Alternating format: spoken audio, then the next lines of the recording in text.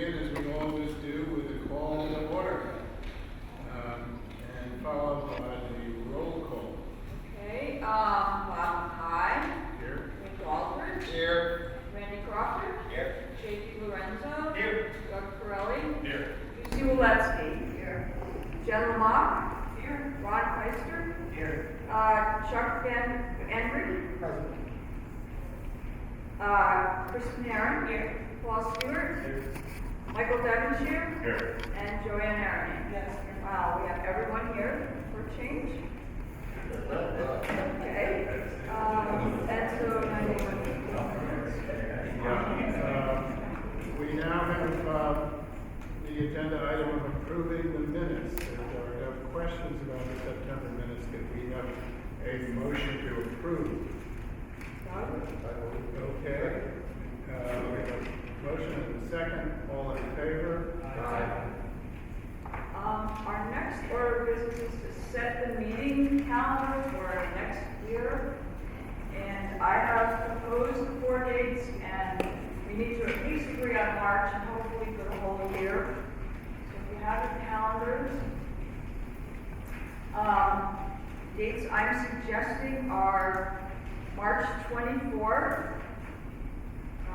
June 23rd, September 22nd, and December 8th, which will also be the awards. Is there some discussion on those? March was 23rd. Oh, sorry, 24th. March 24th, June 23rd, September 22nd, and September 8th. I tried to space them. I wanted to give the March, I wanted to go as late as possible with the March meeting. We had a hard time getting ready for this one because it was 2 weeks earlier in the month than usual. And I wanted to end up with the December awards a week later for that reason. So tried to space them evenly there. And I also tried to look up if there were any holidays on those days. It didn't seem to be, but Yeah, June September 23rd does not work for me, but which doesn't? June 23rd.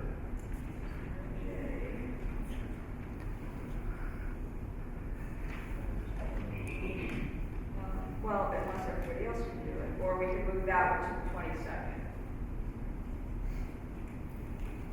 So it doesn't have to be the Thursday. It doesn't have to be, that's our tradition.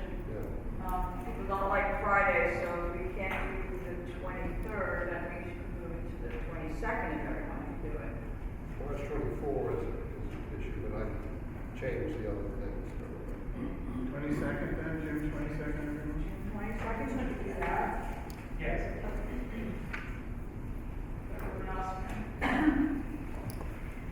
Is that all right with everyone, or so far? Thank you. Okay. Kat, I don't know if this is unique to me, but the March date is the beginning of a school break. I'm sorry, The March date is a school break, which might school break. prove a challenge for me, maybe not. I don't know if anyone else has that impact. Can you do the 23rd? I should be able to. I can. And it's not a deal breaker yet, I didn't know if that impacted other people, so I just thought, there we go. Tuesday, would that work? For me, it doesn't. It does for me. Oh, it does, Tuesday the 22nd. Yep. It's Tuesday, March 22nd. All right, let's do that. So we'll have to remember that they're not all on Thursdays. So we have a Tuesday, followed by a Wednesday, followed by two Thursdays. All right, well, I will send those dates out, and you can confirm them. For now, we'll keep those. The March one is the one we have to know right away. All right? And now, Okay, I have a very short but sweet report this morning. First of all, Rose Harvey sends her regrets. She couldn't be with us this morning. morning, but she will be with us this afternoon for the award ceremony, so we're very happy about that. I know we've talked for the past several board meetings about the loss of staff this year, and we lost quite a few people to retirements and going to new jobs. Well, there are 4 new staff people here today, so maybe you could stand up when I introduce you. First is Lori Klingel. As some of you may remember, she worked for our agency before, and then she went on to the Park Service, had her own business. She's a great chef as well, baker, so pastry chef, so we welcome her for many reasons. She's one of 3 new people for the tech staff. Also, Weston Davey. Weston came from the Huguenot Street Historical Society, is it? Do I have the name right? Yes. Okay. And he's joined our tech staff, and we're very, very happy to have him. And our newest addition to the tech staff is Olivia Brissy, who was at LPC. So now she has to look at interiors. But we so we're very happy to have them. And our very newest person is so new that he hasn't started yet, and that's James Fennell, who will be taking Bob Engler's place on the survey staff. And he actually works for the agencies. He lives in Potomac right now, and he'll be starting sometime later this month. So we're really thrilled to have all of you here, and it's great that we were able to hire behind some of the people that we lost, because we were hurting badly for a while. So I didn't want to take up any more time because we have a fairly substantial agenda, and we want to get everything cleared up before the award ceremony. So that's it for me. Okay, well, one of the great traditions of the State Board is the State Board Award for Staff Achievement. And we have a presentation today. And at least we will if I can get Chuck Magwell for it. The light's not too good here. So luckily Chuck brought his Magwell. Yeah. Only a DEC person, secret code. I couldn't turn it on either, so. Terrific, okay. I am happy to report that the New York State Board for Historic Preservation Staff Achievement Award is being presented to Mark L. Peckham for his 32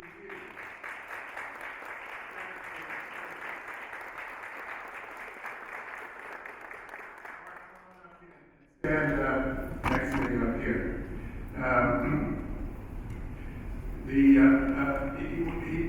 This is an award that reflects his role in the identification, recognition, and preservation of the state's historic resources, and his untiring commitment to protecting New York's heritage. As a member, and later as the coordinator of the National Register and Survey Unit, Mark was responsible for the preparation of hundreds of nominations to the New York State and National Registers. He pioneered the listing of non-traditional properties, such as vessels and underwater resources, and he was instrumental in the development of standards for statewide historic surveys, resource surveys. Through the years, Mark became the division's expert in the documentation and preservation of New York's historic maritime resources, including the creation of a shipwreck database. As the unit's coordinator, Mark ably served as executive secretary to the New York State Board for Historic Preservation. He also served with distinction as a member of the Erie Canalway National Heritage Corridor Commission. More recently, in his capacity as chief of the Historic Sites and Parks Bureau, Mark brought deep enthusiasm and fresh insights into the Bureau's programs and services, earning the respect and affection of staff and colleagues. through a combination of expertise, passion, and experience, Mark has made a significant contribution to advancing historic preservation, education, and community revitalization across the state. Congratulations.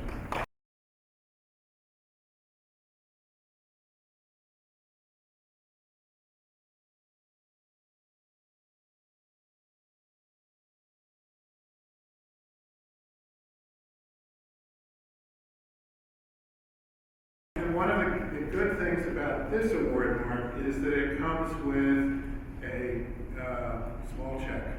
Not enough to get you to Europe. We want you to stay within the borders of New York. Maybe Buffalo. Okay.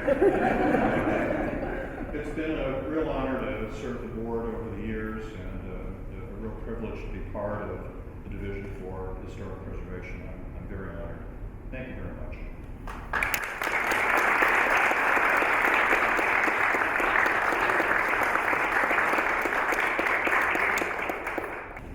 Okay, we're going to begin with the reviews. I would just like to add my congratulations, having worked with Mark for so many years. I miss his wisdom every day. And this is the first, I'm excited to go first because I don't usually, but this is the first of several nominations on the agenda that I'm very excited about today. Let's see. There we go. Baird Rustin, who lived between 1912 and 1982, and I have to stand on my tiptoes here, is a person of great importance in American political and social history. Over his long life, he worked on important campaigns in nonviolence, pacifism, civil rights, economic injustice, human rights, and LGBT rights, and he had a significant impact on a number of important social justice achievements between the 1930s and his death. Among the most significant was his unacknowledged organization of the 1963 March for Jobs and Freedom in Washington, D.C. The fact that he lived as an openly gay man in the 1950s and 60s, and in fact was arrested on a morals charge in 1953, meant that Rustin had to relinquish credit for much of his work and/or forego leadership roles. Some of the most well-known proponents of nonviolence and civil rights, including the Fellowship of Reconciliation, the American Friends Service Committee, the Southern Christian Leadership Council, and the National Association for the Advancement of Colored People, at various times shunned him, refused his assistance, and/or employed him without recognition.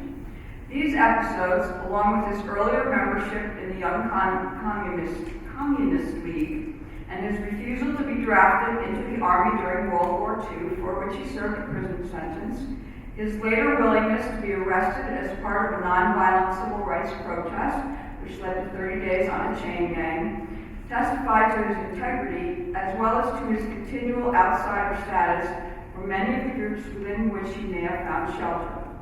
More than once, he stepped aside or worked behind the scenes in order to achieve a major social goal, thus exemplifying the indignities imposed on lesbian and gay Americans in the decades before the Stonewall riots of 1969. As a social activist and organizer, Rustin lived in a number of different homes throughout his adult life, but the most significant is his apartment 9J in Building 7 of the Penn South complex in Chelsea. He purchased the apartment in 1962, and it was his longest and most permanent home. In the course of his quarter-century residence, Rustin achieved some of his most notable accomplishments, including his work on the 1963 March on Washington. Penn South, which has been determined eligible in its own right, is a 10-building complex designed by Herman Jesser and built between 1962 and 63 by the International Ladies Garment Workers Union and the United Housing Foundation. Now, we can't list a piece of the building or just Rustin's apartment on the National Register, so we are nominating Building 7 itself.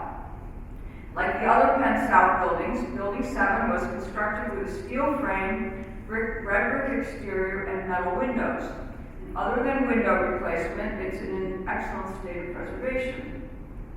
Rustin's apartment is located in the northeast corner of the 9th floor and includes a living room, galley kitchen, bath, 2 bedrooms, and a rectangular deck. The apartment retains all of its original furnishings, and Walter Nagel, Rustin's partner, still lives there, and he has maintained Rustin's original furnishings. This is also one of the nominations that we're submitting as part of the Underrepresented Properties Initiative LGBT grant that we received from NPS last year. We're submitting this at the national level of significance. We hope to present it for NHL. We have Penn South, the owner, supports the nomination, as does the 15th Street monthly meeting, which Rustin attended, and the meeting has actually asked to co-sponsor the nomination. We have 4 or 5 support letters. We have a letter from Mark Meineke, who wrote the nomination, but he is also a very well-known and prominent activist in the preservation of LGBT sites in Washington. And we have a very moving letter from John Emilio, Professor Emeritus at the University of Illinois at Chicago. He is the author of a biography of Rustin. We have another letter from Megan Springate, author of a number of books on African American history. She's at the University of Maryland. And we have one more, which I did go to the office and print out, but now I can't find it, and I can't remember who it's from. So that is the Baird Rustin apartment. Are there any questions? Can I actually have a question? Yes. First of all, I think it's incredibly compelling, and I'm very excited to read this one. So this is just maybe more for my own edification. I understand that you can't nominate just the apartment, as you said. It has to be the building. You mentioned the entire complex is eligible. So why is the nomination not for the entire complex, or did that detract from the importance of this one? Because we wanted it to just be, we wanted to say Baird Rustin residence, not Penn South complex. We actually have a number of other people who are significant in social programs and social work live there as well, and they have also wanted their places listed, so we intend to go back and list the whole thing. But if we listed the whole thing, what we call Penn South Historic District, and it would have lost that association with Baird Rustin, and that's one of the things we're trying to correct with the LGBT initiative, is to have these sites actually on the record for association with these individuals who were not known in their time.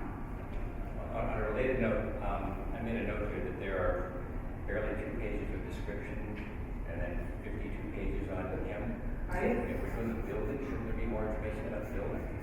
Well, there wasn't a lot more to say about it since we really are only interested in the apartment.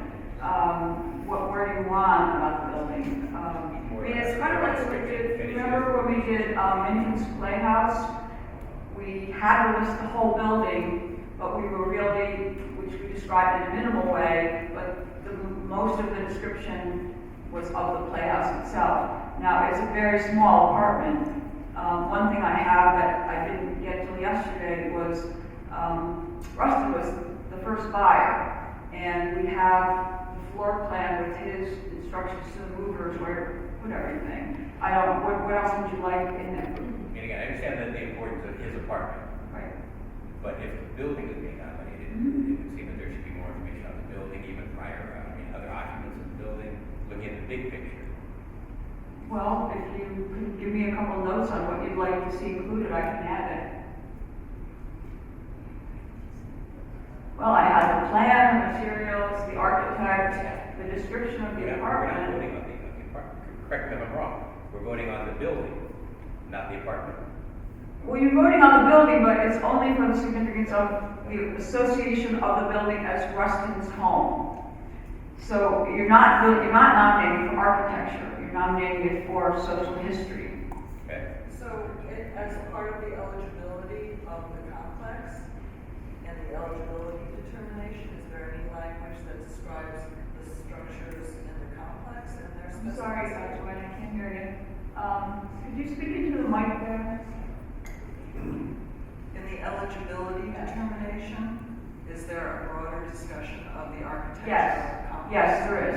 So perhaps maybe that could be cross-reference at Okay. the very least. Sure, I'd be happy to do that, and I could add maybe some more from that, if you think that's appropriate. Do the lobbies and the elevators and the rest of it survive very Yes. much as they were in his time? Yes, what the manager of Penn South, who's very supportive of this, told me is that you can't even replace a kitchen cabinet without approval. So it's absolutely intact to Rustin's period. I think the decision now is, we vote on it, in its present form, or, do we, want to table it and bring it back at the March meeting after the additional information? That could be. That would be very embarrassing for me after letters from all these nationally significant people. This is just like when you're nominating somebody's house, would they recognize it? Rustin would recognize it. We're not nominating it for its architecture. Would Rustin recognize it as his home? Yes, there's his chair. It has been so minimally changed. The architecture is almost not relevant. Kath, it's not you shouldn't feel embarrassed if it is tabled because, applications by this board have been tabled many times in the past, just for the additional information to the public process. Okay, but what is the additional information that you would like? Well, I think you've heard, from a number of members of the board today, this morning, as to what they'd like to see. That's where we are. How do people feel? Do they want to move forward with it, or do they like to see it again in the revision? Or should we, move It's ready to forward? go out, moving it and have a cap building around the edges. So you're comfortable with that? And, in that case, we'd like to make a, motion. We have a motion. We have a second. Okay. Chris seconds. All in favor? Aye. Opposed? I think it was everyone opposed. Was everyone opposed? Okay, thank you. This is the Warren Ferris House on the outskirts of the hamlet of Springfield Center in Otsego County. Springfield Center is just south of the US 20. It's one of 4 hamlets in the town of Springfield. The house was designed and built by Warren Ferris, a prominent local builder, in 1894. It's an outstanding and exceptionally intact example of the Queen Anne style, by far the most sophisticated example of this style in the hamlet. Ferris built this house as a home for his own family, and it's been speculated that he used such elaborate decoration as an advertisement for his business. The house has survived with a very high level of integrity, both outside and inside, although the current owners have spent many years restoring its details. I believe the only thing that has been lost are some stained glass translucent living room windows, and there is also a matching carriage house. Do we have any questions about the Warren Ferris house?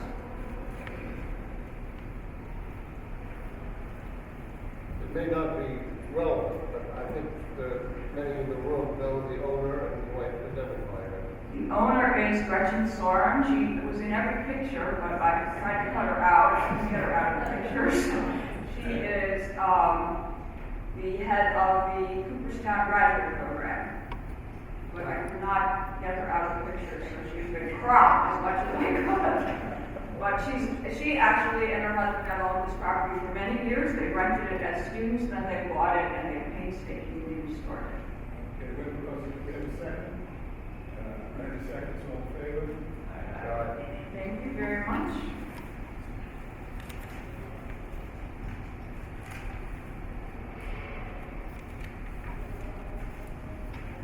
Okay.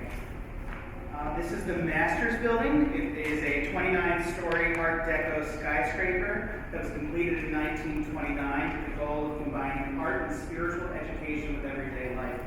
The building was the brainchild of Russian-born artist and spiritual leader Nicholas Roerich and his benefactors Louis and Nettie Porch.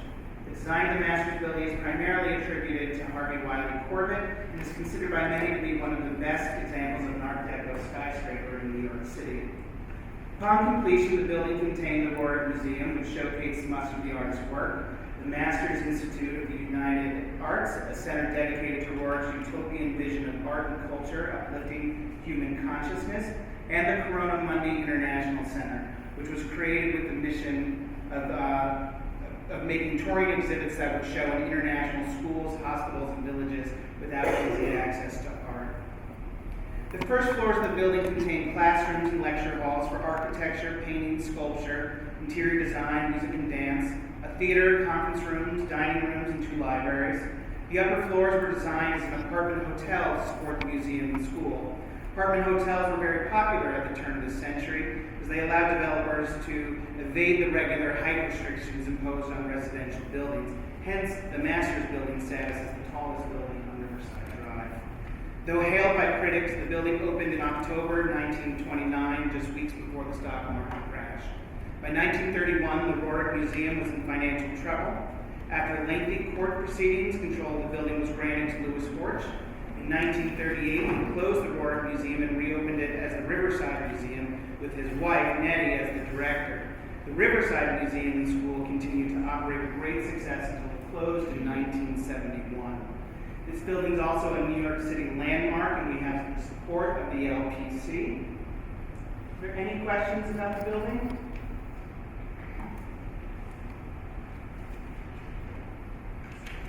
Okay, we, Doug made a motion, we have a second. Michael White. Okay. We have a second, all in favor? All right, we're going to my former neighborhood in Brooklyn, Kensington. This is the Congregation Chevre Leneyev Hezedek. It's an example of an early 20th century tenement-style synagogue. Tony Robbins prepared the draft in which he lays out a very nice context for the tenement-style synagogue, which name clearly has its origins in the establishment of New York City's Jewish population in their synagogues in the Lower East Side. Though more generously sized, the synagogue fits the paradigm in its lot orientation and tripartite design. Constructed by architect Benjamin Goldberg between 1928 and 1932, most likely as an alteration to an existing building, the synagogue housed the congregation, which was founded in 1926. The building reflects the history of Brooklyn Jews in the early 20th century, when Brooklyn became the home of one of the world's largest Jewish populations in the world. On the interior, the gallery walls are adorned with a series of 12 small wall paintings of the Hebrew months depicted in zodiac symbols, a rare survival of their type, though they have been recently repainted. Each gallery wall has 6 paintings with a zodiac symbol placed within a circle. The circles are connected to each other by painted lines. Following the tradition of an Eastern European synagogue layout, there's a plain wooden bima in the center towards the south, surrounded by a wooden balustrade with all of the wood painted to resemble marble. The congregation comes to us today as part of the New York Landmarks Conservancy's Sacred Sites program. The synagogue, which is still active, survives today as a distinctive architectural, cultural, and religious landmark of the Yiddish-speaking Eastern European Jewish community in Brooklyn. Another great nomination by Tony, and I will move it. We have a second. We have a second, and not second, all in favor? Okay, this board will be familiar with the Crown Heights North neighborhood. We listed the first phase last year, and we're coming in with a boundary increase. The Crown Heights boundary expansion is located immediately to the east of the previously listed district. The 600 plus buildings in the expansion area are similar in size, scale, age, function, and development history to the roughly 1,000 buildings included in the original district. The expansion includes single to 2 family row houses, flats, and apartment houses, primarily built from the 1870s to the 1930s. The district meets criteria C in the area of architecture as a district containing a wealth of architectural styles that flourished in Brooklyn during this period, including Neo-Gothic, Romanesque Revival, Renaissance Revival, Beaux-Arts, Colonial Revival, Arts and Crafts, and Art Deco. The district is additionally significant in the area of community planning and development. Social change occurred in the district at the onset of the 1940s, when demographics of the area evolved into a large African and Caribbean American population. Although redlining and increasing suburbanization encouraged disinvestment in the neighborhood, the Bedford-Stuyvesant Restoration Corporation, which began operations in 1967, sponsored the makeover of St. Mark's Avenue and Prospect Place into 2 super blocks. Completed in 1969, the renovations of these 2 streetscapes remains largely intact today. In the area of African American history, the district is significant for its association with Shirley Chisholm, the country's first black congresswoman who lived in 4 locations in the district. In addition to her congressional status, Chisholm undertook a dramatic run for the presidency in 1972. Although the presidential bid failed, her campaign was inspirational to many young African Americans and women who later went on to pursue elective office or otherwise work for social and political change. Chisholm was awarded the Medal of Freedom this year. This nomination comes completely, this was kind of a light load for me, is 100% the work of the LPC staff, who did an absolutely wonderful job. The first phase was sponsored by the Crown Heights North Association. Crown Heights North is considered one of the most rapidly gentrifying neighborhoods in Brooklyn. The first phase designation also had the sponsorship of a Preserve New York grant. So this time, considering the tremendous amount of success we've had working with them, they're becoming our leaders of homeowner tax credit use in Brooklyn, we decided to take this on with the great support of LPC and their staff who generously gave us all of their documentation. Has that been unusual? I mean, that cooperation in terms of No. doing work? No, credit is very important. Their staff works very hard, and especially their research staff and Mary Beth Betts, they're always happy to work with us, lend documentation. Sometimes when it comes to districts, we don't always agree about boundaries. For example, here, they had cut out a small pocket park in a mid-century school. And so when we told them we'd like to proceed, we did expand by including those things to make sure there were no donut holes. So they have different purposes for regulation. We've got the criteria. So when it works beautifully. Okay, Joanne moved it. Do we have a second? Okay, full seconds, all in favor? Okay, this is a continuing project that we have with the abandoned cemeteries of Staten Island. This is one of the Historic District Council's 6 to celebrate. So it's the second nomination of a quasi-abandoned cemetery, which was pretty rampant through the 80s and 90s. They become quite the project with city parks and the abandoned cemeteries for joint maintenance. So this is the Richmond Terrace Cemeteries. It's eligible under funerary art and the areas of settlement and social history. The nomination comprises 3 contiguous burial grounds, Trinity Chapel, Staten Island, and the Fountain Cemeteries, with intermingled histories and permeable boundaries. The cemeteries, which developed generally during the same time period, served a mix of cultural and ethnic groups who helped to found the Factoryville and West New Brighton area of Staten Island. Trinity Chapel Cemetery was established in 1802 as a burial ground for an early Episcopal church. When the church was demolished, some of the interments were then moved to the Staten Island Cemetery. Staten Island Cemetery, officially established in 1851, contains interments related to several different groups. In the 1840s, West New Brighton saw an influx of Irish immigrants who sought employment in the neighborhood's factories. A public foreground was also developed in the far rear section of the cemetery to serve children. The cemetery also incorporates an early African American cemetery founded by Joseph Rogers, who established a family burial ground on this property in 1829. No headstones from this early cemetery survive, but its location is well documented by Staten Island historians. As a non-sectarian neighborhood cemetery established during the 19th century, Fountain was a choice burial ground for people of an area resident. I should show you what the cemetery looks like. I apologize. Documentation suggests the site also has the potential for significance under criterion D in the area of archaeology because of Trinity Cemetery's possible significance as a site of a Native American burial ground. Although the site has been documented in literature, at this time the requisite level of testing has not been completed to support an archaeological nomination. Can I answer any questions about the draft? Questions? Randy moves it, and Ms. Seconds, all in favor? Commissioner, before Dan sits down, those are his last presentations as a member of the NR unit because he is going to be doing outreach from now on. So I just want to thank him publicly for his, 10 years of very, very excellent service to our unit and to the National Register program, and maybe the board does too.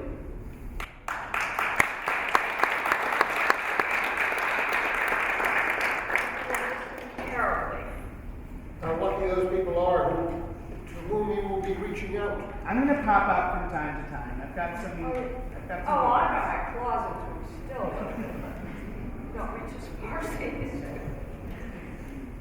Okay, well, it's tough to follow that.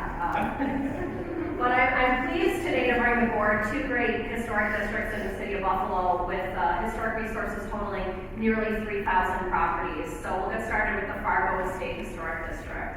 It's a largely residential neighborhood developed in the vicinity of, on lands surrounding, and later on the site of the large estate built by Wells Fargo founder William G. Fargo in 1872. Demolished in 1900, the house and its extensive grounds were subsequently replaced in the early 20th century by houses for middle-class occupants. The district developed with a mixture of some high-style architect-designed buildings, as well as many more modest structures built by local carpenters and builders following the fashionable architectural trends of the era. After the removal of the Fargo Mansion in 1900, the neighborhood retained the family association, and as early as 1903, real estate developers capitalized on this name, dubbing the area the Fargo Estate property. And after its initial development, the area evolved into a large enclave of Italian and Italian-American residents in the 20s and 30s. So the Fargo Estate Historic District is nominated today under Criterion C for architecture. The neighborhood contains a good collection of largely intact buildings that reflect nationally popular architectural styles and trends, including the Italianate, Queen Anne, and colonial revival styles common during the 1800s and early 1900s. The Fargo Estate Historic District is also being nominated under Criterion A for community planning and development as a representative of the development of a late 19th and early 20th century middle-class urban residential neighborhood in the city. Now, in addition to this, the Fargo Estate Historic District is also significant under Criterion A in the area of social history for its associations with the LGBTQ history of the city of Buffalo during the 1980s and 90s, which was during the height of the AIDS epidemic. During this era, when the disease was little known and little understood, the Benedict House was established on Jersey Street as a center to house and care for more than a half dozen ill men. And the community also established the Life Memorial Park around the year 1990, using a vacant lot in the district, which was created as a place of hope, education, healing, and remembrance for those men, women, and children who died from an AIDS-related illness. So I do want to note we have 6 letters of support for this historic district and no letters of objection, and the project has been funded by a Preserve New York grant, and there is great interest in using the homeowner tax credit in this neighborhood. So this is the Fargo Estate Historic District. Are there any questions? Would you like to move it? Please. Yes, very much. Jim was the second one, favor? Thank you. So now I'm very pleased to present the Elmwood Historic District East. Some of you may recall that the Elmwood Historic District West was nominated back in 2012. The Elmwood Historic District is significant under Criterion A in the area of community planning and development, and in C in the area of architecture as an exceptionally highly intact residential neighborhood located in the city of Buffalo. Much of the district's architecture and planning represents the first era of streetcar suburbanization in the city, which occurred during the golden age of industrial, economic, and population growth following the Civil War. The entire district encompasses 5,214 historic resources. And for the purposes of managing the project, you may recall that the spine of Elmwood Avenue sort of served as the dividing line between the two portions. So I'm pleased to be bringing you the second half today. So the Elmwood District, as it was called back in the 1890s, developed rapidly within a relatively short amount of time due to several simultaneous converging forces, while the implementation of Frederick Law Olmsted and Calvert Vaux's Parks and Parkways systems, beginning in 1867, began to attract people to the area. It was really the growth of the streetcar lines in the neighborhood in the late 19th century that led to a dramatic real estate boom, spurring the creation of the Elmwood District. And especially the 1890s and into the 1910s, houses were being constructed at the average rate of 2 per week. So today, the Elmwood Historic District contains one of the most intact collections of built resources from the era in the city of Buffalo and in Western New York, really. It's the majority of nominated resources are single and multiple family freestanding houses. To this day, the area of the city represents Buffalo at the height of its economic, commercial, and industrial power. And this was a neighborhood that attracted scores of prominent middle and upper middle class residents who had built their wealth in owning and managing many of the city's thriving commercial and industrial endeavors. The district contains the east side of Elmwood Avenue, as I mentioned, which serves as the commercial spine for the larger Elmwood district. Known as the Elmwood Strip, the street transitioned from its late 19th century residential character into a mixed-use commercial and residential street, and many of the commercial buildings reflect 1920s and 30s commercial lot conditions, and you can still see the older house sort of located behind it. Now, Elmwood East contains a few different resource types which are not present in the Elmwood West, so I'll just go through a few of those quickly. One of which was the high-rise apartment building. On the left is 800 West Ferry, which was built for Darwin R. Martin, son of Darwin D. Martin, in 1929. The building at the right is another typical example, built about the same year. And these projects sort of represent the evolution of middle class and upper middle class living in the neighborhood in sort of the early 20th century, and offering less maintenance and upkeep than an individual freestanding house. So a notable building in the district is the former Chemical No. 5 fire station, which was designed by prominent Buffalo architect Edward Kent. The building reflects a combination of Gothic revival and Art Nouveau designs and is a noteworthy service building in the Elmwood East area. And because of the continued popularity of the neighborhood, development continued well into the mid-20th century. And unlike Elmwood West, the East area contains a few good examples of mid-century architecture. Shown here is the Tudor Plaza Apartments, designed by the firm of Backus, Crane and Love around 1947, and also the Crane Branch Library on Elmwood Avenue by the same firm in 1955. Now, the Elmwood District contains 17 resources that have been previously listed on the state and national registers, including Lafayette Avenue Presbyterian Church, Buffalo Seminary, a private girls' school, and the First Unitarian Church of Buffalo, which you may recall was reviewed by this board earlier this year. Also listed are several resources that really add to the character and the ambience of the historic district, designed by the Olmsted and Fox Partnership. Lincoln Parkway, shown at the left, Gates Circle, shown at the right, and Soldier Circle, shown at the bottom, are three of the major features. But perhaps the most hidden gem in the district is the William R. Heath House, located on Soldier Circle. The house was designed by Frank Lloyd Wright in 1904-05 for lawyer and Martin Swift Company office manager William R. Heath. The design of the house is notable as it was contained on a deep, narrow lot, which was prone to a lot of foot traffic from the traffic circle. So Wright had to adapt his sort of rambling prairie style design to the rather confined site, which is said to be a precursor to the famous Roby House in Chicago, which was built 4 years later.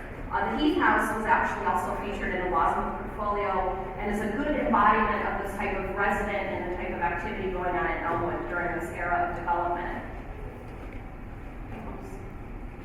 So that's the Elmwood District. I should note we have 25 letters of support, and we do have 6 letters of objection. But the district has also received funding from a Preserve New York grant, as well as several council members in Buffalo County Council.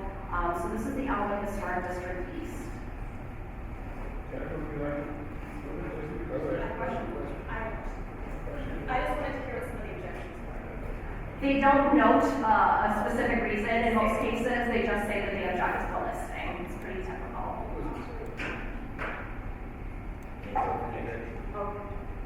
Was one of the objectors the owner of the Heath House? No, It's very surprising that that wasn't nominated at some earlier time. it's very surprising. It was a great joy to bring Frank Lloyd Wright House to the board, I will admit. I think this is an extraordinary right. I'm sure many hands were at work, but it really is so rich in its information and it's so lucid in its presentation that it's the sort of thing that great to see it published locally sometime as a resource. Absolutely. Don't forget that a lot of it relies on what Jennifer wrote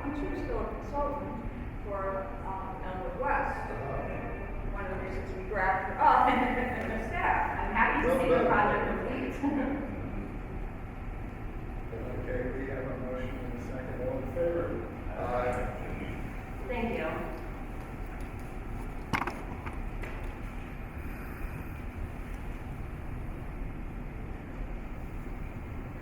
Probably one of the few people that can move the microphone off. Anyway, now on to the Finger Lakes. We are in Pittsburgh, the Village Historic District boundary increase. Pittsburgh is in Monroe County. And for those not familiar with Pittsburgh, it's a small village southeast of Rochester, mostly residential with some commercial buildings along what is known as the Four Corners, part of which is seen in the upper image. Pittsburgh's economy was tied to the Erie Canal through much of the 19th century, and when a historic district was listed in 1984, most of the 200-plus resources reflected that 19th century history. As an older nomination, it also had a nebulous period of significance that went something like 1800s to 1930, or 1930s. Wrong way. The heavy blue line on the map shows the listed historic district, and the black line shows the proposed boundary expansion, and the red shows the extent of the municipality. And as you can see, nearly most of the village is being added to this expansion. The sponsor of the nomination is the Village of Pittsburgh, which is a certified local government, and this is being funded in part by a COG grant. Also being incorporated into the boundary increase are 3 individually listed properties. The Phoenix House, a federal-style building at the Four Corners. I should show you it is. It's the one on the lower right. The Long House, which is currently on the high school property, and the Powers Farm in the north section of the village. Properties being considered in this boundary increase reflect much of the mid-20th century development of the village as part of a Criterion 8 argument under community development to include its period of post-World War II suburbanization. The period of significance was given more accurate dates of 1810 to 1960, or actually circa 1960, as determined by the historic resources. The area north of the canal also contains an example of the village as industrial heritage, that's the lower left, with a former pickle factory and company housing on the adjacent streets. It also takes into account other former industrial buildings along the canal that have been converted to shops, restaurants, and offices in an effort to capitalize on canal tourism.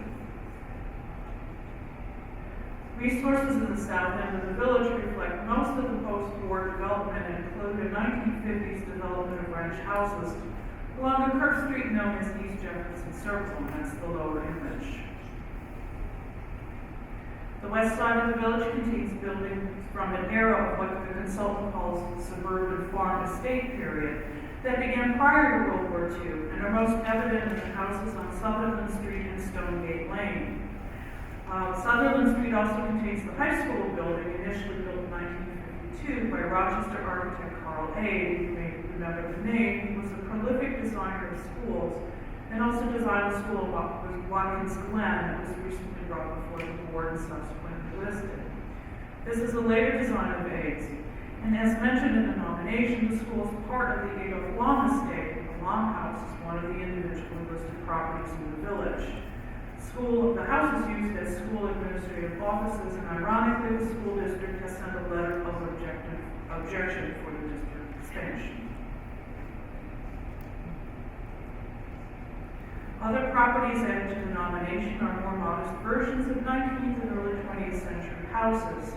Non-contributing properties within the listed boundary were also re-examined, and some of them are not contributing, by exhibiting the age feeling and association with the larger district boundary. Including the school's letter, we have 24 letters of objection, but not all valid, since some have come from the property owners in the listed district. We received 1 email and 3 letters of support for the nomination as well, including one from the mayor and the Preservation Commission. Questions or comments about this? Joanne? Can you go back to the slide of the boundary map, please, for a second?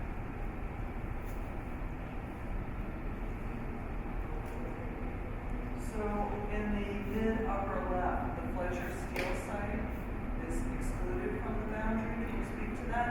Yes, this area, a lot of it has seen massive alteration, and the area, the resources have been determined non-contributing. But yet the Fletcher Steel House and its site is excluded? Because I'm not familiar with that. Okay, That surprises me. It's a significant resource. It may be also too, I don't know where the Fletcher Steel House is on where you're pointing it out. It could be also too that it's not contiguous to what the rest of the boundary expansion is. Surprising. Do you think the Fletcher Steel House is individually eligible? Yes, I do. Okay, Significant landscape architect, and even. I'm surprised Bob Corby didn't mention it. Yeah, and it's a virtually intact landscape.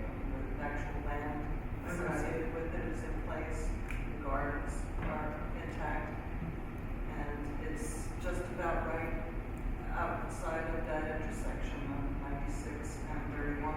It's the 3 buildings in. Okay. What's the name, John? Fletcher Steel. Oh, Fletcher Steel, yeah.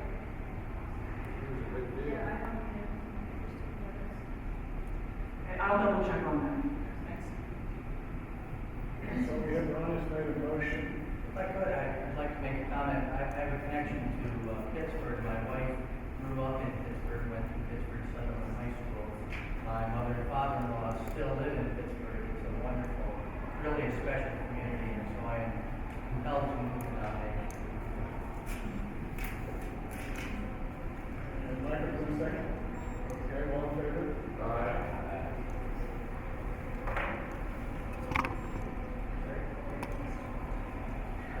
Next door to Elmira, the North Main and West Water Streets Commercial Historic District. The district encompasses what was historically the heart of the commercial area of Elmira from roughly the mid-19th century to the mid-20th century. The district contains 12 contributing and 3 non-contributing buildings that still convey the historic sense, the historic commercial sense in a small group of buildings. The nomination was funded in part by a grant from the Preservation League of New York State, and the sponsor is Johnson Schmidt Associates Architects on behalf of one of the clients who owns property in the district. The L-shaped district is bookended on the northeast by the 1929 Mark Twain Hotel, seen on the left, and the Gordon Coy Building in the upper right, also 1929, at the intersection of North Main and West Water Streets. These architect-designed buildings represent the continued importance of the area for commerce in the early 20th century and its updating to include more quote-unquote modern buildings in the district. Buildings in the district have seen some modernization of storefronts, but some do retain their original configuration, whereas in this case, cast iron. The district is being nominated for architecture, that's criterion C, and for its role in commerce in the region, criterion A. Here we're looking at the north side of West Water Street from Water Place toward North Main. Water Street Place is another example of an Art Deco commercial building in the district. This one constructed around 1935, with a number of surviving details, including at least one storefront. We'll end with the south side of West Water Street, which is the side closest to the Chemung River. You may have noticed in the draft nomination sent to you that there was some discrepancy over end dates in the period of significance. The nomination text has been corrected where mentioned to list the end date as 1972. Even though the opening of the suburban Arnott Mall in 1967 marked the beginning of the decline of the district's commercial dominance, it was flooding caused by Hurricane Agnes in 1972 that sounded the death knell. The area is now slowly coming back, and the building owners are looking to the federal tax credit program for assistance. We have 5 letters of support for the district and 1 objection, this time from the Preservation Commission, withholding support due to their belief that 3 discontiguous properties should be added. One of the letters of support is from the mayor, which overrules their objection. Questions or comments?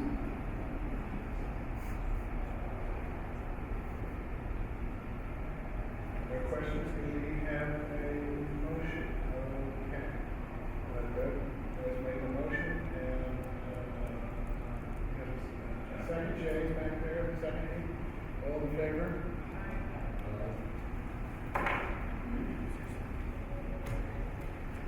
Monroe County, Rockport Cemetery Village, the village of Rockport in Monroe County.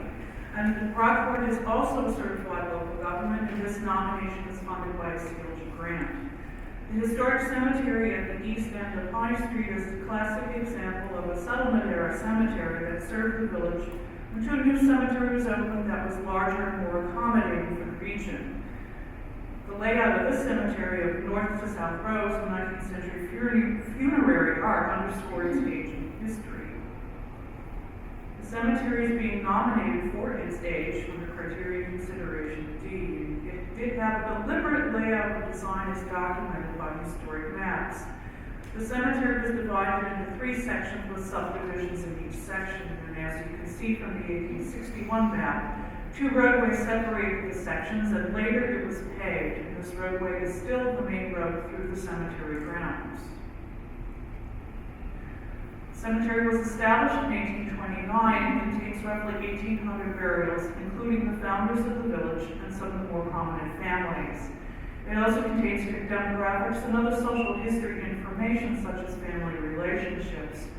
The ground also contains a historic iron gate and cast iron water spigot that are contributing to the nomination. Active throughout the 19th century, the Rockport Cemetery faced increasing competition from the new Lakeview Cemetery that opened in 1891. Most burials in the Rockport Cemetery took place between 1829 and 1889 and steadily declined well into the 20th century. The cemetery is now owned by the town of Rockport, which supports the nomination. The cemetery is technically no longer active, but occasionally an interment takes place in a family-owned lot, the most recent being in 2011. Questions or comments about the Rockport Cemetery?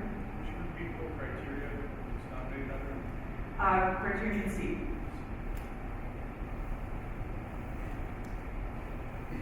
Deborah, you like to do that one too? Sure. Okay, Jennifer, one second. Yes. All in favor?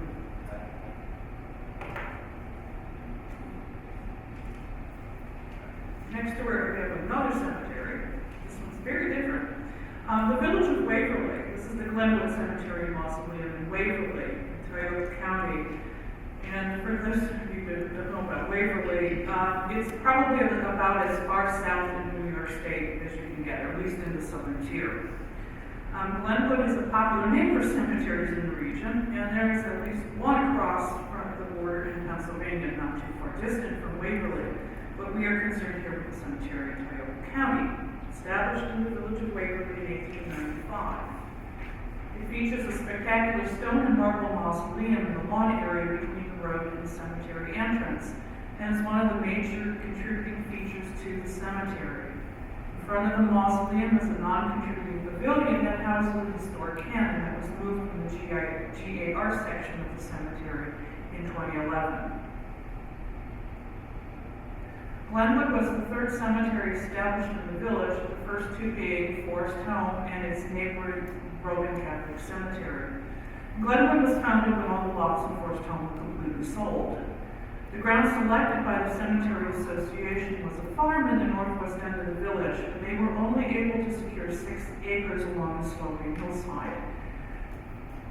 They capitalized on the contours of the ground to lay out the sections in plots and limited the plantings, mostly trees, to the edges of the roadways. It's clear that the association members at the time were current in cemetery trends and followed the landscape principles of the Lawn Park Plan that was first introduced at Spring Grove Cemetery in Cincinnati in the late 19th century. For this, the Glenwood Cemetery is being considered for its design and for the architecture of the 1923 mausoleum that was designed by local architect Claude W. Smith. As part of the original design, the association gave the center plot to the GAR, the center plot of the cemetery is, to the GAR with the purpose of establishing a monument. The upper left shows the remnants of the GAR monument at House Buchanan that was eventually moved in 2011. The other images show the one white bronze family monument in the cemetery and one period family markers.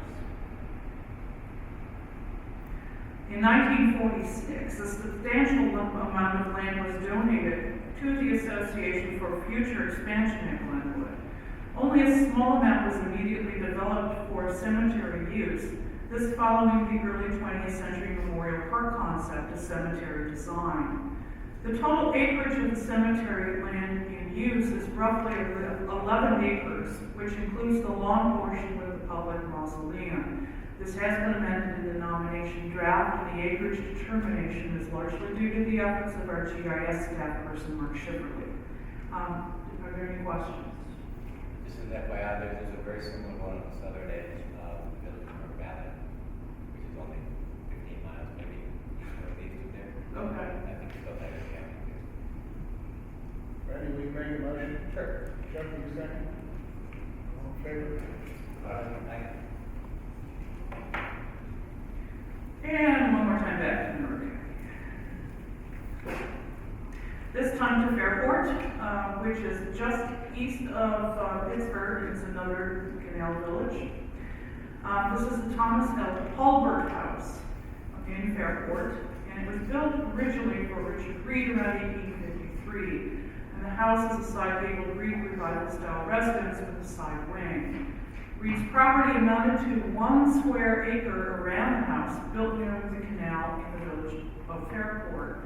The current property contains the house and a non-contributing garage built in 1948 after the period of significance. The house is being nominated under Criterion B in the area of community development for its association with Thomas L. Hulbert, a lawyer by training and land speculator, credited with creating the first residential developments in the village and adding to Fairport's economic growth in the late 19th and early 20th centuries. Hulbert acquired the land between the house and Church Street to the north and proceeded to subdivide and sell off the lots. He named the road that ran from the house to Church Street Hulbert Avenue, and it still bears that name at present. Hulbert owned all of their lands in Fairport, and after his death in 1919, his business partners established the Fairport Development Corporation and continued to sell lands until the Great Depression put the company out of business. Hulbert's name remained on the land deeds, and well into the mid-20th century, real estate transactions still reference houses being built on Thomas Hulbert's lands. House is being nominated also under Criterion C as an example of Greek Revival architecture in the Finger Lakes area of New York State. Hulbert expanded the side wing in the late 19th century, but kept it in the Greek Revival style. In the 1940s, the fireplace and parlor were rebuilt by the owners at the time, and they also added built-in shelving to the south wall, covering an entrance. The current owners removed the 1940 updates, replacing them with a fireplace mantel and French doors that they salvaged from an 1834 house in the village that was demolished. The current owners also upgraded the plumbing and electric, but kept much of the historic fabric, replacing in kind when needed. Here we're looking at the sitting room and entry hall. And here's some views of the rooms on the second floor, and I will bore you with the description since you've read the description of the house and the nomination. Fairport is also certified local government, and they supported the owners in their sponsorship of this nomination by researching the house and drafting the nomination. We also have a letter of support from the mayor. Questions or comments? Rob, do you want to make a motion? Okay, Joanne, you want a second? All in favor? My final nomination takes us west to Steuben County. Tucked away behind commercial buildings is Temple Bethel on Church Street. Built of concrete block and brick, it is a modest building constructed for the congregation in 1946 and 1947. Just a quick side note, your copy of the nomination may reference the facade as being constructed of yellow brick, and as you can see in the historic image, the facade is faced with yellow brick, and the reference has been corrected in the nomination along with several typographical errors. Temple Bethel is being nominated under Criterion A in the area of social history for its connection to the history of the Jewish community in Parnell, and for its architecture under Criterion C and Criterion Consideration A. As a modest but recognizable temple form is seen in other synagogues throughout the region. The land for the building was donated by Max and Margaret Landsman, and one of the windows in the sanctuary is dedicated to the Landsmans. Building is highly intact to its period of significance, which is 1946 to 1965, with the only major change being made to the building in 1976, when necessary roof repairs also required that the ceiling in the synagogue be replaced. Other than that, the wall surfaces, furniture, beam lights, windows, and memorial plaques are original. Basement level of the building is used for social functions, and it too has seen little change. The kitchen has newer appliances, but retains its 1946 cabinetry.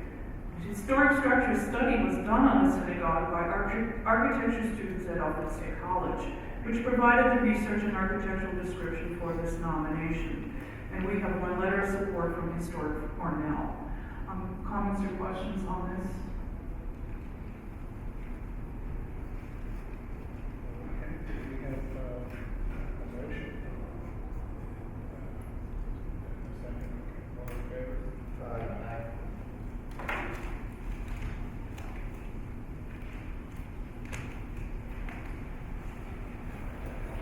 Good morning. We're going to fly back across the state to Quogue in Suffolk County. The Quogue Historical District is locally significant under Criterion A in areas of settlement, social history, and recreation.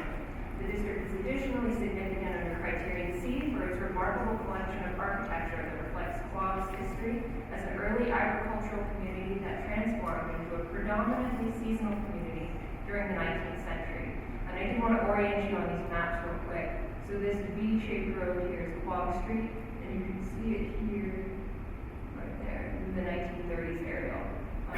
It is a bit smaller than I hoped it would be, so I apologize.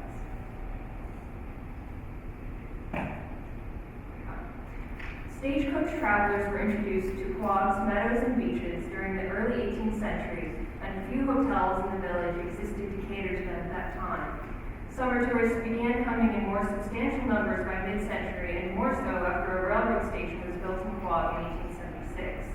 New roads were laid out, new amenities were created, and new businesses, particularly inns and boarding houses, sprang up to meet the demand. And there's just about every example of architecture you could want in Quogue. It's a bit of a gem. Quogue's long tradition of accommodating summer travelers, whether for a night or for longer stays, helped it to gain a connection to and reputation among families of means. During the late 19th century, the small building lots laid out on new roads were quickly snapped up as sites for small summer places. Typically framed and shingle-clad, Quogue's cottages typically feature porches or sleeping decks to take advantage of the ocean breezes and views, and balance informality with a level of architectural sophistication. And here you see the Quogue Field Club and the Shinnecock Yacht Club, both of which were founded in 1887. North of Quogue Street, the commercial resources developed, and a lot more of the year-round homes for residences were located in that area of the town. And by the turn of the 19th century, the business district was thriving. Both local and seasonal residents alike began working to create and expand new amenities. A flurry of companies and associations brought improvements, including public utilities, a library, a fire department, and eventually the formal incorporation of the village. And I'll end here on a slide of some religious structures in the village. The Quogue Cemetery there in the lower right is already listed on the National Register. And this is particularly notable. The Church of the Atonement, Episcopal Church, built in 1884, is a spectacular building.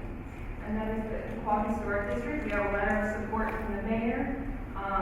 And the Historical Society has been wonderful to work with. We have Zach Stubenhoff in the audience, who was the consultant for the survey and who developed the National Register nomination. And if you'd like to say anything on behalf of the nomination, you're certainly welcome to. No, but brilliant presentation, thank you very much. All right, that's Quogue. Okay, Jennifer, you want to? Second? Okay, all in favor? Thank you. Zach, thanks for coming all this way today. My pleasure. Great Great nomination. So we're staying in Suffolk County and moving to the Old Field Club and Farm. The Oldfield Club and Farm is locally significant under criterion A in the areas of social history and recreation. Constructed in 1929-1930 as a membership-led amenity for Frank and Ward Melville's planned residential development, the Oldfield Club quickly became a social center in Setauket. Situated on West Meadow Creek, just east of Long Island Sound, the club included a clubhouse, schoolhouse, beach, and horse show grounds. So I'll orient you here on the map real quick. The club, this looks like a seahorse. Maybe it's just me, but the club is up here at the head of the seahorse. The schoolhouse is right here. The horse show grounds are just below, and then the beach is right there. Designed for use in the warm summer months, the clubhouse was intended to serve as the center of social life in the community and included several spaces for entertaining, service spaces, and rooms for the club's caretaker. The district is additionally significant under criterion C for its simple, consistent design and as an early example of Richard Haviland Smythe's architectural commissions for the Melville family in the region. Smythe, a New York architect, created simple designs with colonial revival touches for the clubhouse and for the efficient beach cabanas, which I will be showing you later. The schoolhouse next to the club was completed in September 1930, and in addition to serving as a private school for area residences, it served as a winter clubhouse and a summer residence for club staff. The Oldfield Beach Club, situated on Long Island Sound, includes a beach pavilion and 7 cabana courts. This pavilion was originally built circa 1945 and was situated right on the beach, and was moved up the hill about 20 years later when they finally figured out having a building right on the beach with plumbing and electricity is not such a hot idea.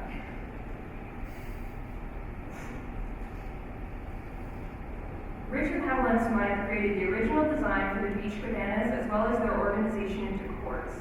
The number of cabana courts grew over time in response to demand by the membership, and the beach currently holds 89 cabanas. I understand from the local historian that they're incredibly popular. They're often passed down in families, and when somebody dies, the indelicate question is often asked of whether they're giving up their cabana or not. Club members lease the cabanas, and the club carefully maintains them and has done an excellent job of retaining their simple character and design, despite the challenges presented by having an oceanside location. All the cabanas are considered contributing except these here, which are built on a raised platform and aren't separate like the historic design. So that's why that decision was made. They're just lovely, aren't they? Although the cabanas have seen some subtle changes over time, they do retain a remarkably consistent historic appearance, integrity of material class, if not material type, and have a high degree of integrity of feeling and association. An avid equestrian, Ward Melville spearheaded the creation of Oldfield Farm as the site of the North Shore Horse Show, a prominent competition held on Long Island. The show arose out of a dispute at the Smithtown Club and was first held in 1930 on the open land west of the clubhouse. Ward hired Smythe to design the primary buildings for Oldfield Farm, notably its U-shaped barn with central cupola. Over the next several decades, Smythe served as Ward Melville's architect, both for the Melville Shoe Company and for buildings that he sponsored within the 3 villages. The barn, main ring, and grandstand were all complete for the second annual North Shore Horse Show in 1931. Other rings were completed by the 1940s. Competitors typically stayed at the show for days on end, parking their trailers and trucks on West Meadow Beach, staying at the 3 Village Inn, and attending days of social events such as the Melville's taproom dinners and at the annual Horse Show Hall at the clubhouse. The show remained an important part of the circuit through the 1960s and gradually fell into decline in the 70s. Suffolk County acquired the property during the late 1980s to prevent its subdivision and development and sought out a partner to manage the property and undertake its restoration. Oldfield Farm Limited was created in 1996 and has been an active steward of the property for the past 20 years.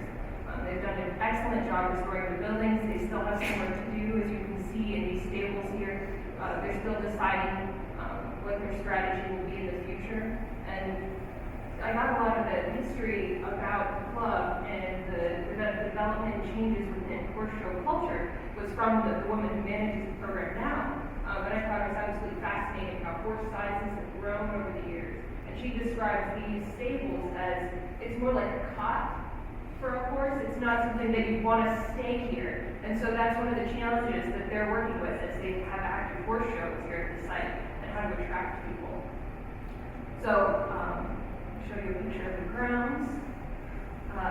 So they do hold 5 USDF sanctioned horse shows here every year.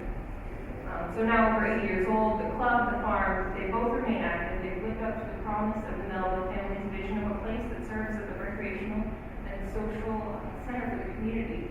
And this project has sort of been in the office for a while, and the Suffolk County people and the clubs sort of brought it back to service. And we really got to all work together on this one, so I'm happy to bring this to you today.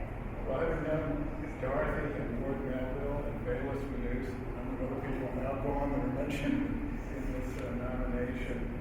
And in light of the Melville's extraordinary contribution to this community, which resulted in the city study growth in Ward Melville High School, the museums, I am delighted to nominate it. Questions of if there are no questions, could we, Kristen, would you like to second it? Okay, all in favor? Aye. Thank you. And then I'll wrap up here with the FR Main House in Poughkeepsie. Built in 1888, it's significant at the local level under Criterion C as a good, intact example of Queen Anne-style residence created by architect Arnold Cannon. Ferdinand Bain grew up in the hotel business and moved to Poughkeepsie in his late teens. Aware of the opportunities presented by Poughkeepsie's growth, Bain left the family business and opened an insurance, investment securities, and real estate brokerage firm in 1886 at age 24. He developed a keen interest in public utilities, which he recognized as vital to real estate investment, and became active on the city council and in local politics. As a mark of his success, the newly married Bain purchased a lot on Montgomery Street, adjacent to the fashionable Garfield Place neighborhood in 1888, and promptly commissioned Cannon to design his first home.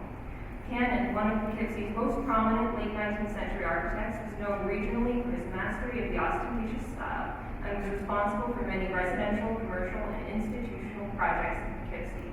Cannon applied the hallmarks of the Queen Anne style, including an asymmetrical plan, exuberant use of materials, textures, and details, with an unstinting hand despite the constraints of Bain's narrow urban plot. The level of detail obviously extended to the interior, which features that dramatic stair hall, original woodwork built-ins, and multi-pane stained glass windows. The house and its location reflected Bain's arrival as he continued to increase his local influence in real estate, transportation, and utility development in Poughkeepsie. And we do have the owner of the house in attendance today. Would you like to say anything, Kim? I would love to. I'm Kim Breeden. I am the proud and grateful owner of 57 Montgomery Street, the Bain House. Thank you for the consideration. Thank you, Jennifer, for the beautiful nomination. And also, my gratitude goes to Holly Wahlberg, a neighbor in Poughkeepsie, who nudged me to nominate, and she wrote the nomination for the city. So thank you very much for considering it. I appreciate it. Thank you for coming. My pleasure. Well, would you like to make the motion? And then would you like to second? Very much so. All in favor? Aye.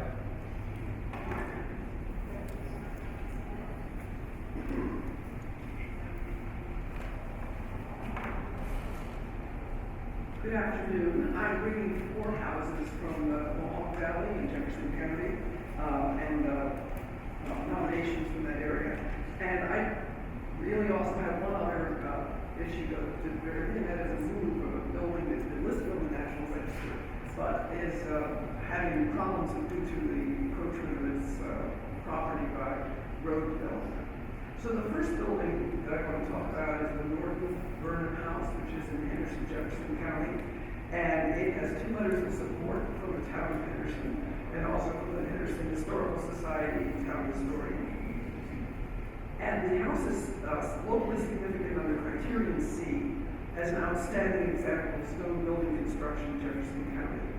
In the early 19th century, both French and New England settlers in the county built extensively with the local Trenton limestone and established a vernacular style that synthesized elements from both traditions.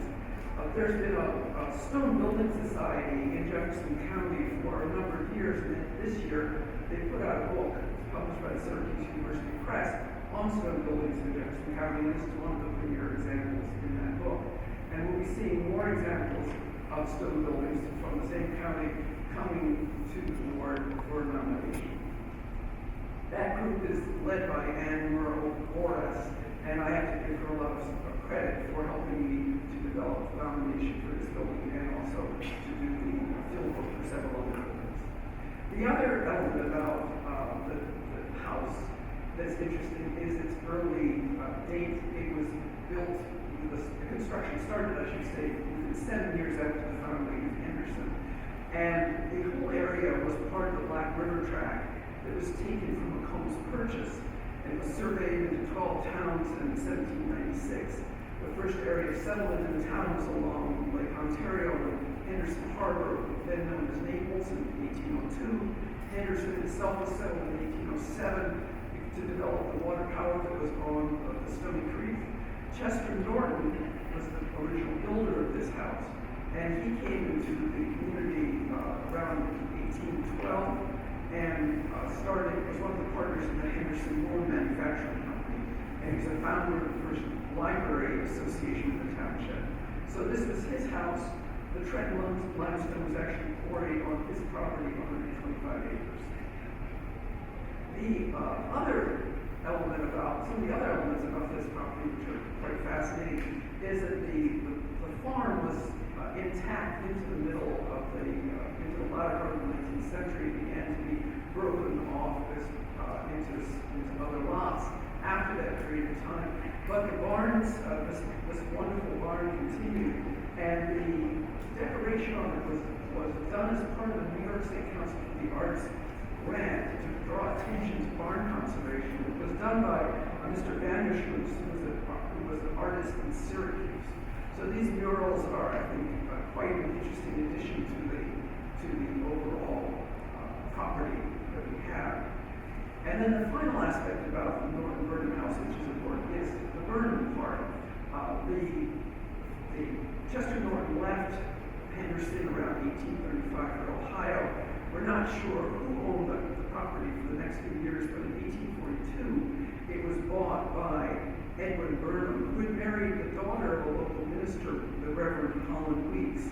And Weeks was a Swedenborgian minister who had been defrocked and forced into the Congregational Church in Abington, Massachusetts.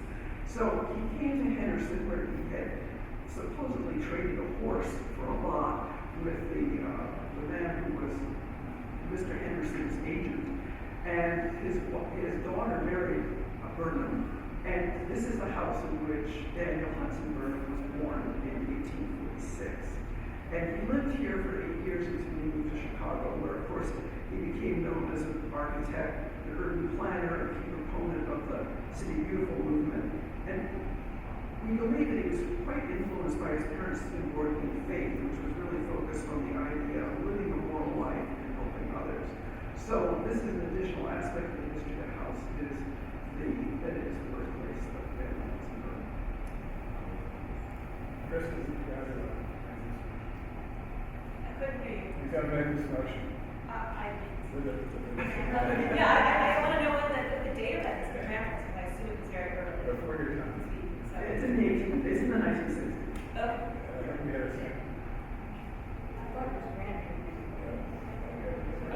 Yes. All in favor? And I just want to comment that the owner, Rob Aliasso, has been just wonderful as well in terms of supporting the nomination. The next building is the Johannes Lawyer Jr. House, which is in Schoharie County, and it's associated with the settlement of the area of Schoharie by the Palatinate Germans in 1712 to 13, and then the resettlement of the village after it was destroyed in the Revolution. Johannes Lawyer Sr. was the leader of Brunendorf, one of the dwarfs, the original dwarfs created by the Palatines. After they left the camps on the Hudson, after the lands they believed had been promised to them by Queen Anne. And it's called Brunendorf because there's a large ridge that runs behind this house. In fact, the ridge is within, I would say, a foot of the back portion of the house and rises 800 feet. And it's made out of karst limestone. And when there's heavy rains or when there's snow melt, the water comes down through the limestone and actually emerges from the ground almost like a fountain. And that's why this is called Fountain Town or Grunendorf. So this house is being nominated in part because it's associated with the very early settlements of Sky and also in terms of its architecture, both for architecture and art. The Grunendorf settlement is shown here in the map of the subdivision of the property in 1853. Lands were originally held in common. And what's interesting is that the line at the top is that ridge that I was talking about. The little rectangular lot on the extreme left is the house, the property associated with the Wilhelm Sloyer Jr. house. And the land below that is the farm fields and the grazing lands. And the grazing lands were actually owned by Livingston, one of the 7 partners of Schoharie. The Schoharie settlers had a rather, I would say, turbulent relationship with the colonial government. And although they were granted their host lots, they did not get the patents for the lands that ran between their homes and the Schoharie River, Schoharie Creek. So this is a very interesting settlement pattern still preserved in this house and its lot. The man on the right is Johannes Sloyer Sr., again, one of the founders of Grunendorf. The house was extended in 5 phases, and the very interesting part of the right is the original phase.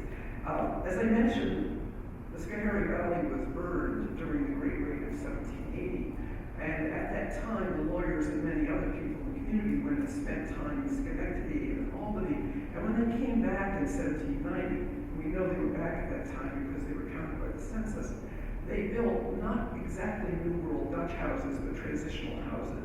So in the case of this particular house, it has a New World Dutch frame, but it has an English shape, it has an English form. And that form includes gable end, a hall and parlor form, and a 2-story construction. And soon after the turn of the century, you can see from the current building, we only go forward, I guess, that the house was turned into a more federal-looking building, and the front of the house is at the top of that picture, and the road was extended on to the left.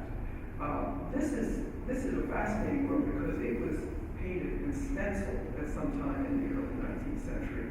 And these are the stencils from the second parlor, and it appears to be the work of Itinerant, who was working his way across New York at that time. There are similar stencils in a house that was 65 miles to the west in Columbus that's now in Shelburne Village, Vermont. 3 additional sightings, the Ephraim Cleveland House in Naples, New York, which is 200 miles to the west, the Elijah Northrop House, 50 miles from that house and 220 miles from Schoharie, and the John Brown House in Ontario. And it's this Oakley column, which is common to all of these houses.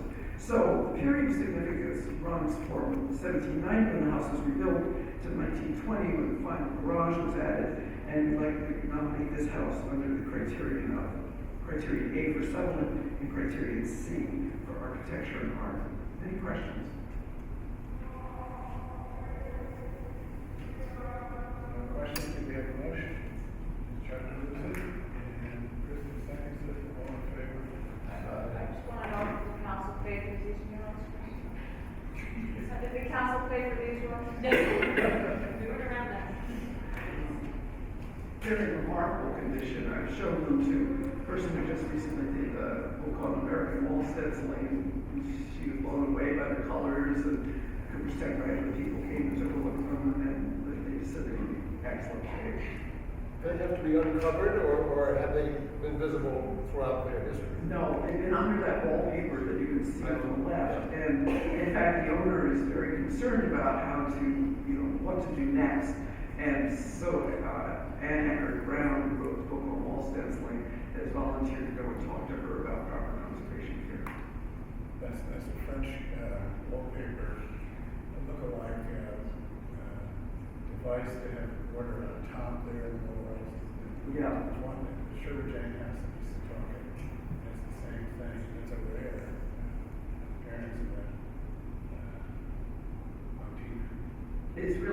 colors are just wild, you know, they're, in many cases, when you get stenciling, it's washed out.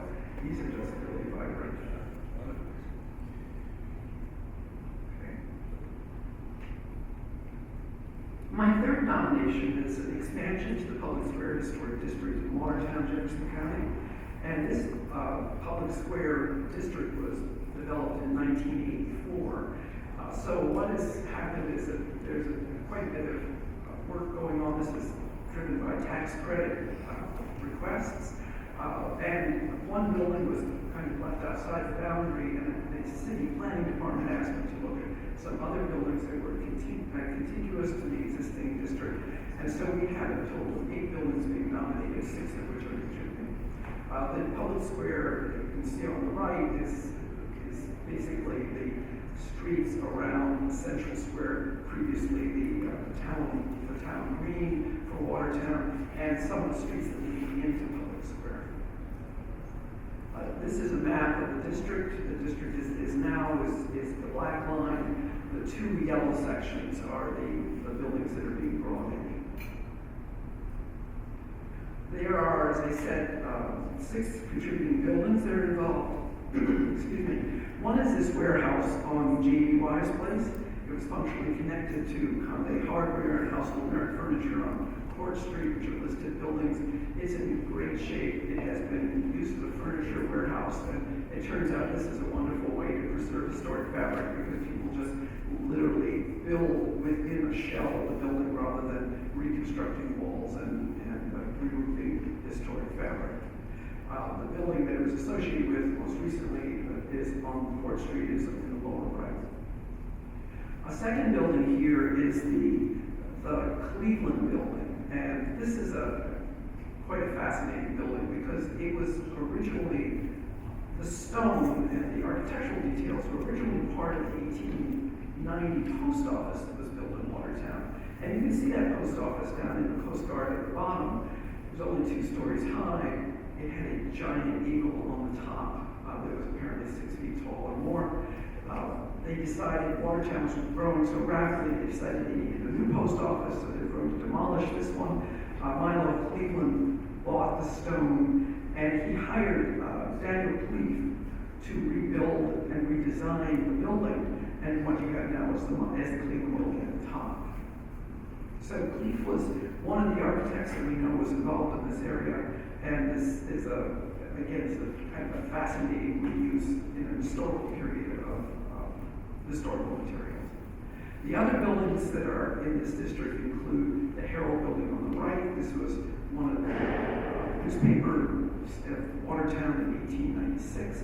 It was also done by Cleave. And the Memorial Health building on the upper left. And that building was built in 1923 by Lansing and Green. And Addison Lansing, when he was younger, was actually the person who drew up the plans for the warehouse.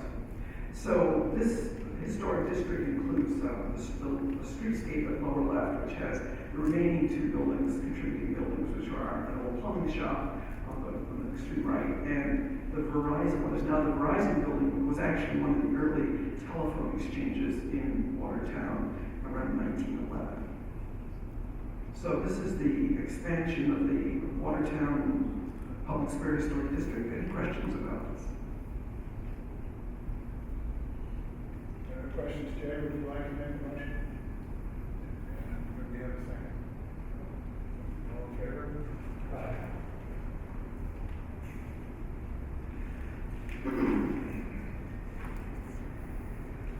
This is the Whiffen-Ribyak building in Utica, Oneida County, and the nomination was prepared by Deborah Shields.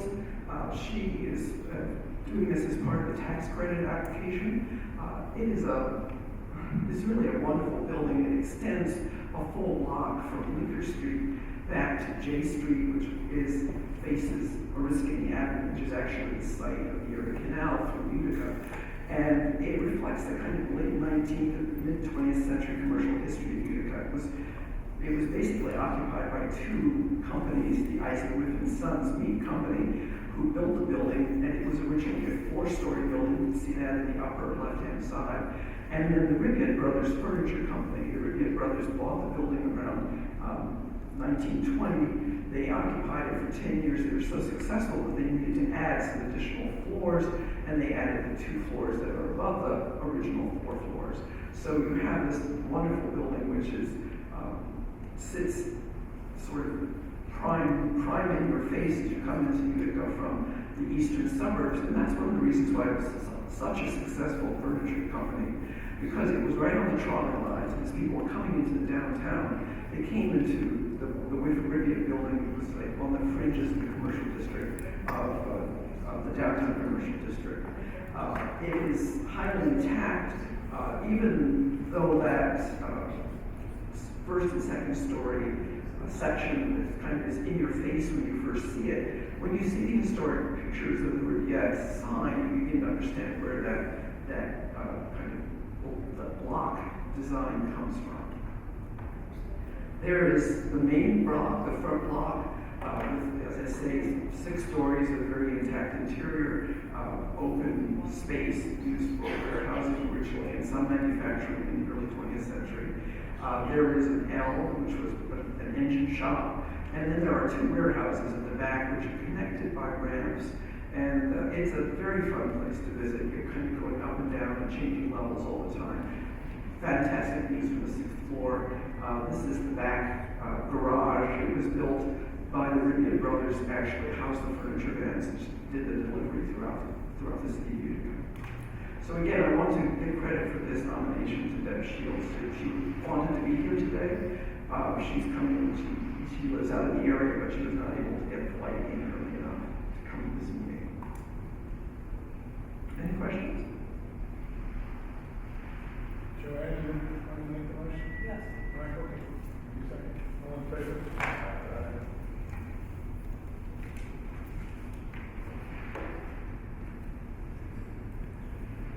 Okay, and then the last issue for the board is the relocation of the Orange Schoolhouse, Orange District 22 in Pompey, town of Pompey, in the hamlet of Orange, Onondaga County. And it was listed in 1998. It was originally at that time owned by the Orange Memorial Park Association. They transferred it to the town of Pompey Historical Society a year later with the agreement that the Historical Society would maintain the building as an historic site and continue to use the building as a community center for the hamlet of Orange. And the problem is that there have been a number of changes to the highway system where the building is located that have made those 2 requests, those 2 conditions difficult to achieve. So this is the current site of how the building is currently sited. And if you remember the previous picture, there was room for trees, there was very little traffic, children were playing out in front. The original property had 1 full acre. The property now has 0.23 acres. It's been nibbled away by highway construction. It's been nibbled away in the back. The other problem that they've had is that the traffic has increased tremendously, and it's doubled even from the 1960s to almost 12,000 cars a day.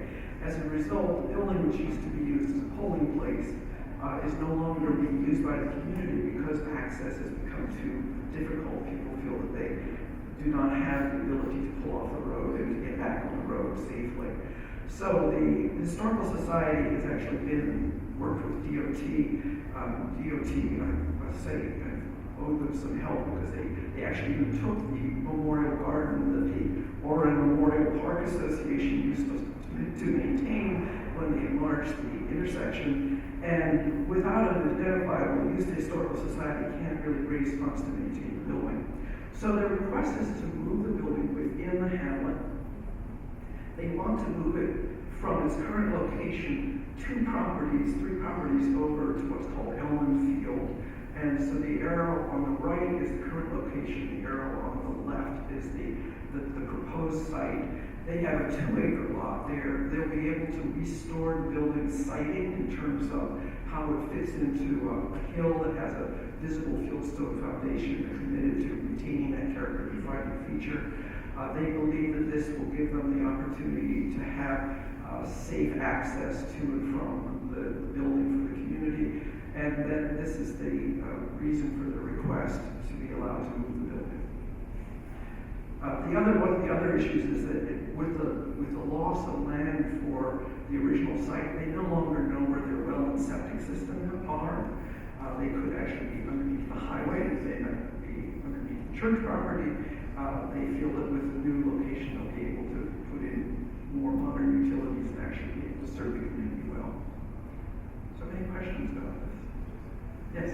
I'm not sure if I heard correctly. The current site, is it not the original location? It is what I'm saying. What is? It is the original location, and they want to move it to. I thought I heard they had moved to there. No, it was, that original photograph shows it at where it is now, and it shows you also kind of the contrast between the sleepy little hamlet of Oran when the building was built, and the problems that the community is really facing at the present time. Lucy, would you like to amend the motion? Okay, Doug, you want a second? Sure. Okay, all in favor? Thank you. Thank you. We have time constraints, everyone, so we're going to take a 3-minute break to go over there and get one of those handsome black boxes and bring it back here, and we're going to continue the meeting while we have our box. This is not a break, this is just running it.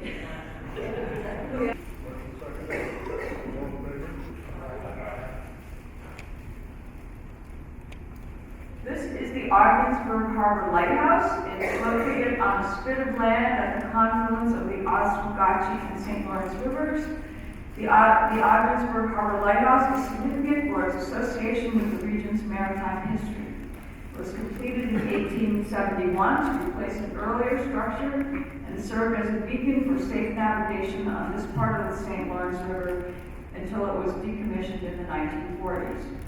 It is also significant as an example of an integral lighthouse type, which meant that the building includes both the tower and the keeper's quarters.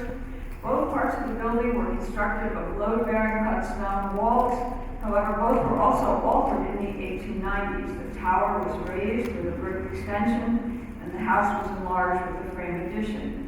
The house also received at some point enlarged dormers. There were originally 2 dormers. They were combined into one larger one. Now, in private ownership, the interior has had some modernization, but retains its basic form and plan.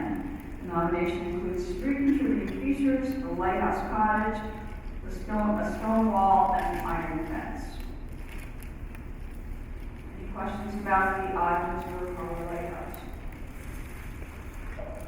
Randy makes the motion. I have to say, because I'm inspired by Ron and his comment on Pittsburgh earlier, as my mother-in-law is from Ogdensburg.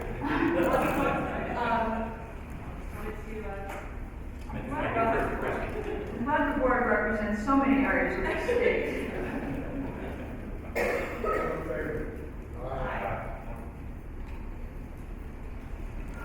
Okay, this is the Essex County Municipal Center in Elizabethtown. It has such a long and complicated history, I really couldn't figure out which building was which, but it has been the seat of county government since 1824, when a new courthouse was erected to replace an earlier building. That 1824 building forms the core of the nominated complex. The original courthouse has since been expanded and modified many times, specifically with the addition of a second story in 1843, a wing around 1880, a jail, sheriff's office, and county clerk's office in 1910-11, and a hyphen connecting the office and the courthouse in 1928. The final stage was a third building at the west end of the complex added in the mid-1960s. Today, all the components are linked by their neoclassical forms and embellishments. Some of the later work on this building was designed by prominent regional architects, including the firm of Coulter and Westcott and William C. Diston. Since I couldn't really figure out the building, I focused on something else that I learned and that I didn't know before, that I found quite moving, and that is that on December 6, 1859, the body of John Brown lay in state here on its way to burial on his farm in North Elba. The 4 local men stood vigil overnight. Some local citizens followed the cortege to North Elba, and local histories report that the event fueled anti-slavery sentiment in this region, which was already strong. So that is the Essex County Municipal Complex. There's an association with the family of Judge Noonan and whose family house and law office on the register, I think, were right next door. And the family, 3 generations must have practiced law. Oh, okay. Or represented claims. Not sure if that was in the nomination. I guess I don't know, did other people know about John Brown? I didn't, never heard that he had names stayed here.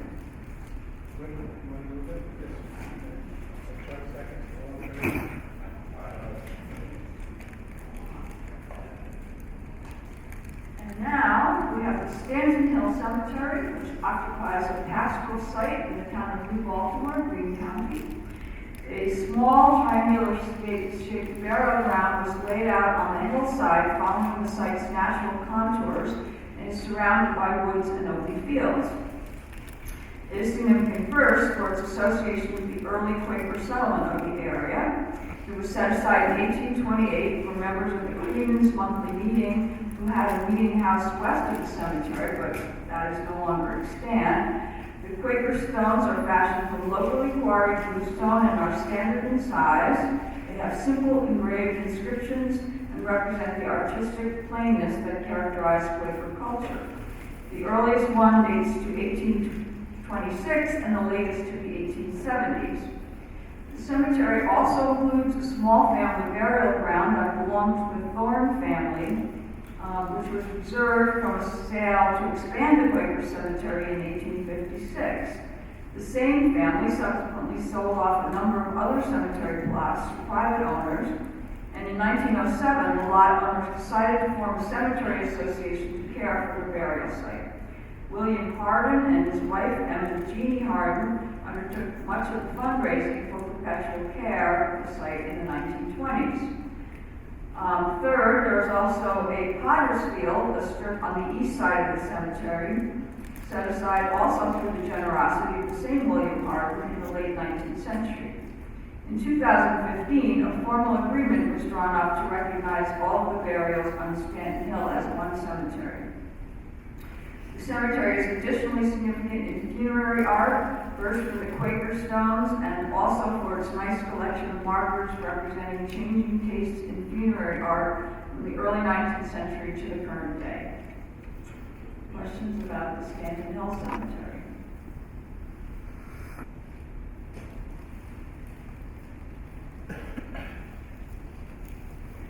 Okay.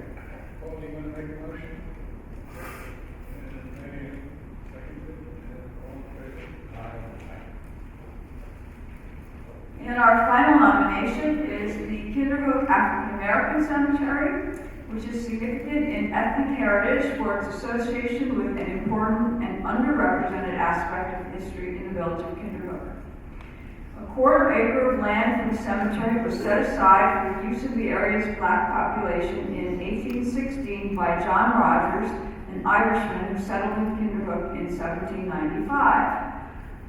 New York, of course, had the largest slave population in the North in the 18th century, and Rogers, who had freed his own slave, obviously recognized the need for a burial ground for the village's African Americans, some of whom were former slaves, and he needed a narrow rectangular strip of his own land near the center of the village for this purpose.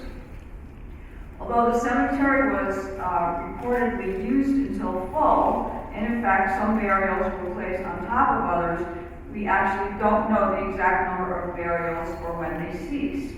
The site is a simple, flat, expansive lawn, and there are about 19 markers, a line that grows near the center, several dating to as late as the 1860s. Despite the fact that we have much to learn about it, the cemetery remains of value in documenting a significant and underrepresented aspect of this well-known village's history. Any questions about the African American Cemetery?